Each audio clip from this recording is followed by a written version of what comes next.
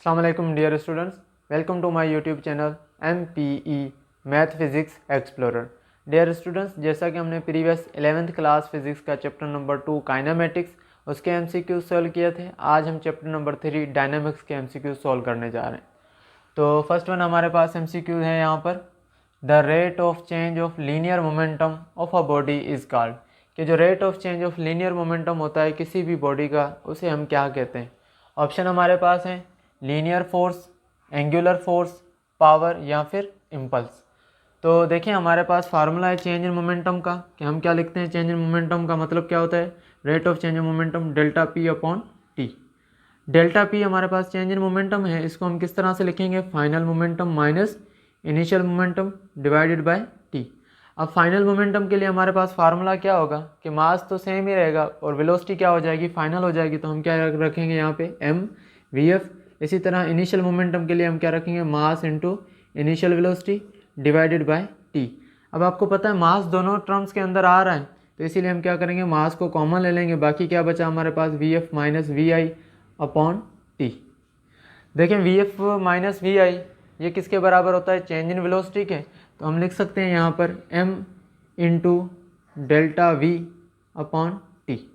अब delta v upon t rate of change of velocity जो कि बराबर होता है एक्सेलरेशन के। तो यहाँ पे हमारे पास फार्मूला क्या बन जाएगा, m इंटू ए। अब अगर आप लोगों को याद हो न्यूटन का second law F is equal to M A, तो हम क्या कहेंगे कि rate of change of momentum बराबर होता है किसके, एम ए के। और एम ए का मतलब क्या होता है, फोर्स। अब देखें जैसा कि मोमेंटम हमारे पास कौन सा है, लीनियर मोमेंटम है, इसीलिए हमारे पास जवाब क्या होगा, फोर्स भी कौन सी होगी, लीनियर फोर्स होगी। तो एंगुलर फोर्स नहीं होगा, यहाँ पे क्या होगा, linear force. Option number A जो है हमारा क्या है, करेक्ट है। उसके बाद सेकंड क्वेश्चन के अंदर क्या कहा जा रहा है, the term mass refer to the same physical concept as. कि जो टर्म मास है वो कौन से फिजिकल कॉन्सेप्ट की तरफ इशारा करती है या कौन से फिजिकल कॉन्सेप्ट से मिलती जुलती है। तो फर्स्ट वन हमारे पास देखें ऑप्शन है वेट। वेट हमारे पास क्या होता है, W is equal to M G. तो ये हमारे पास मीन्स के मास से मिलता जुलता कॉन्सेप्ट नहीं है। उसके बाद इनर्शिया। अब देखिए इनर्शिया हमारे पास क्या होती है कि इनर्शिया को आप किसके अंदर मेजर करते हो, इनर्शिया को आप डायरेक्टली मेजर करते हो किसके अंदर, मास के अंदर।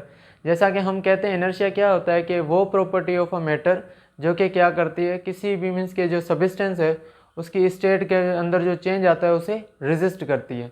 कि अगर कोई मोशन में है तो इनर्शिया चाहेगी कि वो ऑब्जेक्ट किस में रहे, मोशन के अंदर रहे। अगर कोई ऑब्जेक्ट रेस्ट में है तो इनर्शिया क्या चाहेगी कि वो रेस्ट में ही रहे। तो मीन्स इनर्शिया का जो है वो रिलेशन किसके साथ है, मास के साथ है। तो इसीलिए हम क्या कहेंगे, बी ऑप्शन हमारे पास क्या है, करेक्ट है।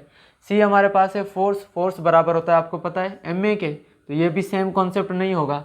एक्सेलरेशन, एक्सेलरेशन किसके बराबर होती है, change in velocity per unit time. तो ये भी कॉन्सेप्ट बराबर मीन्स के सेम नहीं होंगे, इसीलिए हम क्या कहेंगे, बी ऑप्शन जो है वो करेक्ट है। उसके बाद the laws of motion shows the relationship between. कि जो लॉज ऑफ मोशन है वो किन के बीच में रिलेशनशिप बताते हैं, सही है। तो लॉज ऑफ, कौन से लॉज ऑफ मोशन की बात की जा रही है यहाँ पर, न्यूटन के लॉज ऑफ मोशन की बात की जा रही है। तो फर्स्ट वन हमारे पास ऑप्शन क्या है, वेलोसिटी इंटू एक्सेलरेशन। तो ये ऑप्शन हमारा करेक्ट नहीं होगा। उसके बाद मास इंटू एंड वेलोसिटी, मास और वेलोसिटी का भी रिलेशनशिप नहीं बताते।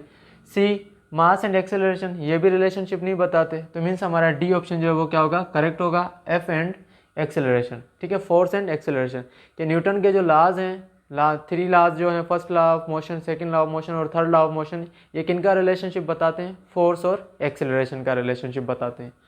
उसके बाद हमारे पास कौन सा ऑप्शन है, मीन्स के क्वेश्चन नंबर है 4। इसके अंदर क्या कहा जा रहा है, which one of the following force is also called self adjusting force. कि ये जो चार ऑप्शन है इनमें से वो कौन सी फोर्स है जिसे सेल्फ एडजस्टिंग फोर्स कहा जाता है। तो देखिए हमारे पास जो टेंशन होती है ये भी मीन्स के सेल्फ एडजस्टिंग फोर्स नहीं है, इसकी कुछ ना कुछ हद होती है, उसकी कुछ ना कुछ लिमिट होती है।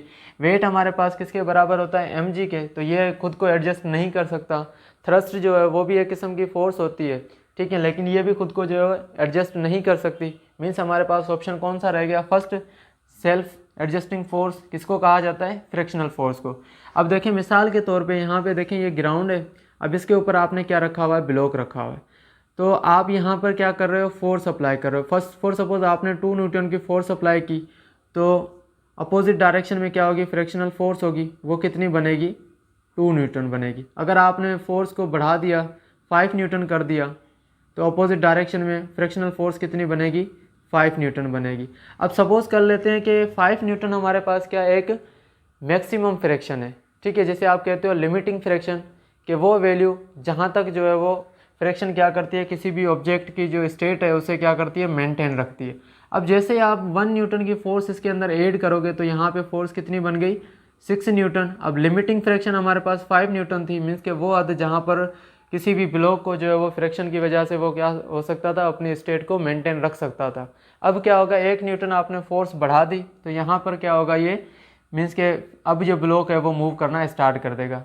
तो मीन्स हम यहाँ से भी अंदाज़ा लगा सकते हैं कि फ्रैक्शनल फोर्स कौन सी फोर्स है, सेल्फ एडजस्टिंग फोर्स, जो कि क्या करती है, किसी भी ऑब्जेक्ट की जब भी मीन्स के वो किसी सरफेस के ऊपर आप उसके ऊपर फोर्स लगा के उसे मूव कराना चाहें तो फ्रैक्शनल फोर्स क्या करती है, उस फोर्स को अपोज करती है या उस ऑब्जेक्ट को जो है वो रोकने की कोशिश करती है।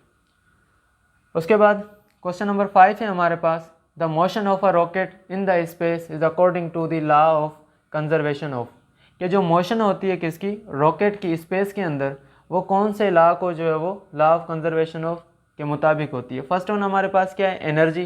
तो देखें जैसे कि आप किसी भी रॉकेट को जो लॉन्च कराते हैं स्पेस के अंदर तो जाहिर सी बात है उसका जो है फ्यूल है वो बर्न होता है, तो हम कहेंगे कि यहाँ पे एनर्जी का जो लॉस होता है। तो मीन्स हम ये नहीं कह सकते कि एनर्जी जो है वो क्या रहेगी, मीन्स के law of conservation of energy के हिसाब से मीन्स के रॉकेट जो है वो मोशन करेगा। सेकेंड हमारे पास है लीनियर मोमेंटम, कि जो मोशन ऑफ रॉकेट होती है स्पेस के अंदर वो अकॉर्डिंग किसके होती है, लीनियर मोमेंटम के। तो ये ऑप्शन हमारे पास क्या होगा, करेक्ट होगा। मास से भी नहीं होता, और एंगुलर मोमेंटम का तो वैसे ही कॉन्सेप्ट नहीं आएगा क्योंकि एंगुलर मोमेंटम जो है वो रोटेशनल बॉडीज़ के अंदर पाया जाता है। आई होप कि ये आपको क्वेश्चन मीन्स के 5 MCQs जो है वो क्लियर हो गए होंगे। अब हम मूव करते हैं नेक्स्ट